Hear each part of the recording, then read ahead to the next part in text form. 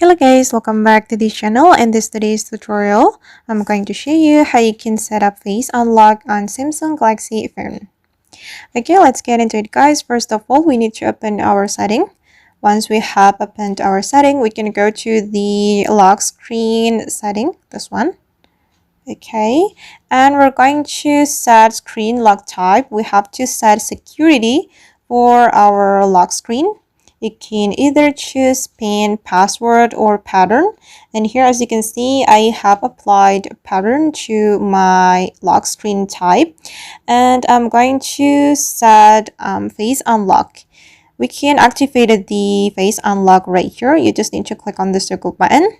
And you have to register your face. You just need to click on continue and start to register your face. Okay, and it's complete guys. Now the face unlock has been set and I'm going to click on done. Alright guys, and that's all the way to set up face unlock on Samsung Galaxy phone. I hope this tutorial will be useful for you. Thank you so much for watching and see you in the next video.